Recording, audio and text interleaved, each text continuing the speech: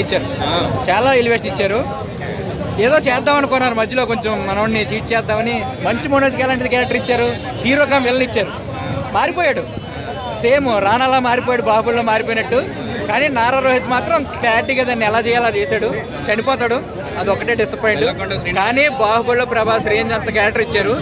బెల్లంకొండ శ్రీనివాస్ అయితే mutual friend, నలిగిపోతారు కదా mutual friend.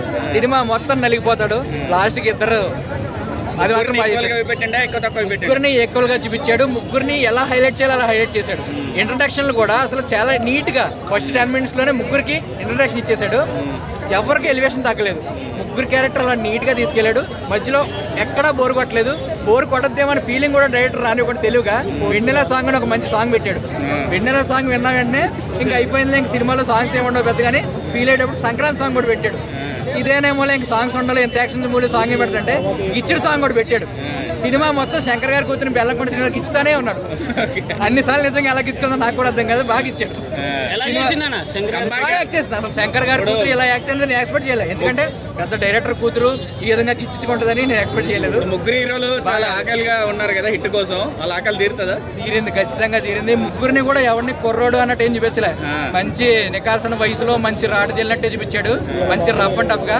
Nara Rohit అయితే జై బాలయ్య అని చూపించేలా చూపించాడు. మంచి మనుషులు మోహన్ బాబుని గుర్తిచేశాడు. బెల్లంకొండ శ్రీనివాస్ గారు నాన్న పేరు నిలబెట్టాడు.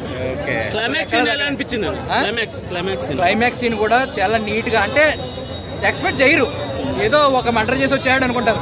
కంటిన్యూ మటర్లు చూపిస్తానే ఉన్నాడు, క్లోజ్ చేశాడు. ఎలా క్లోజ్ చేయాలో క్లోజ్ చేశాడు డైరెక్టర్.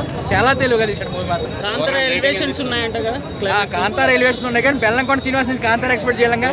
కానీ నిరూపించుకున్నాడు, నేను కూడా చేయగలను నిరూపించుకున్నాడు. చేశాడు, బాగా యాక్ట్ చేశాడు.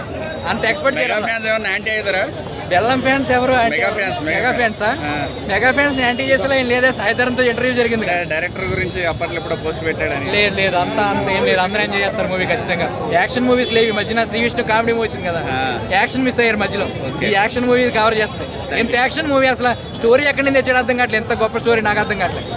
ఎంత యాక్షన్ మూవీ ఎవడ ఎక్స్పెక్ట్ చేయడు ఆ డైరెక్టర్ నుంచి.